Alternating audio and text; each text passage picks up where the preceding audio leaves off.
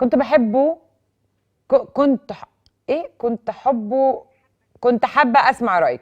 انا بحب شخص جدا وهو كويس معايا وبيحترمني وبيحبني، بس في مشكله انه هو بيتدخل في خصوصياتي بزياده. يعني هو مش عايز هو عايز الواتساب بتاعي. يعني ايه عايز الواتساب بتاعك؟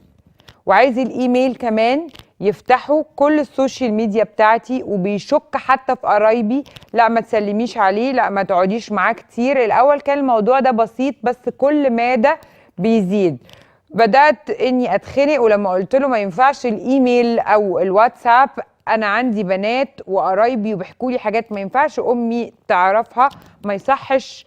يزعل ويقول لي براحتك، وبعدين يكلمني يقول لي انا بحبك، وانا عشان بحبه اسامحه. بس اخر مره بيقول لي انا يا الايميل بتاعي، يا انا يا الايميل بتاعك. يا انا يا الايميل بتاعك. دي مقارنه صعبه جدا ما بين راجل والايميل بتاعك. يعني تخيلي انت بتفضلي او الراجل بيحطك في انك تختاري، يا تختاري يا تختاري الايميل بتاعك. ايميل افيد عامه. يلا ما علينا. يا انا يا الايميل بتاعك. قلت له لا، انا ما اتحطش في امر واقع، نتفاهم. قال لي براحتك. انا قلت اللي عندي، ومن ساعتها مش بيكلمني.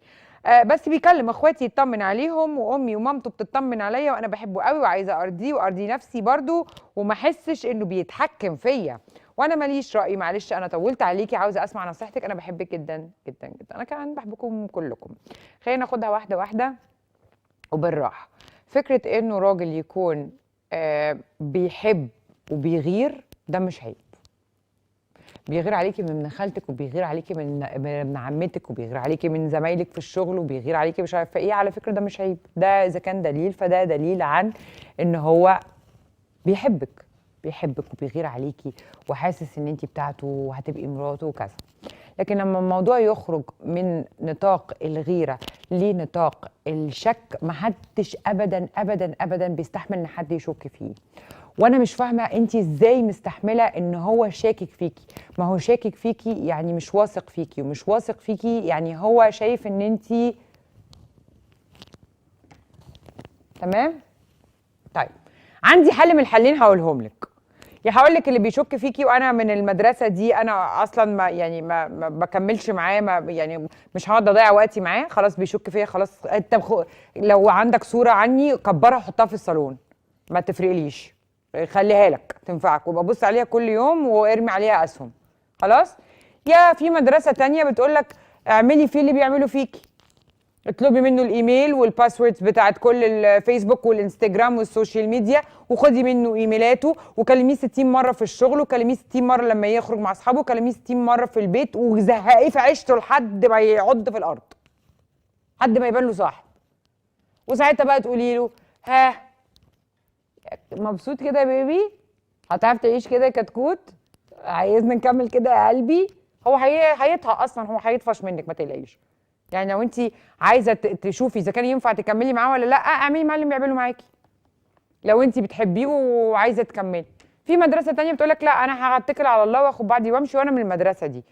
انا اديتك المدرستين وانت حره، عايزه تكملي حطيه في نفس الضغط النفسي.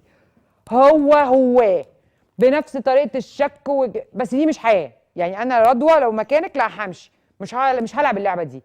عندك انت شاكك فيا، شايف ان انا ست مش تمام، مش استريت.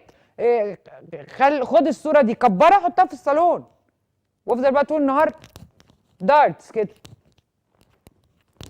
كا، واخبط جراها بومب، وانا اديك قلل. خلاص الموضوع بيخلص عند الحته دي. يلا اللي بقى دي. وبعدين انا ايه يلا الايميل دي؟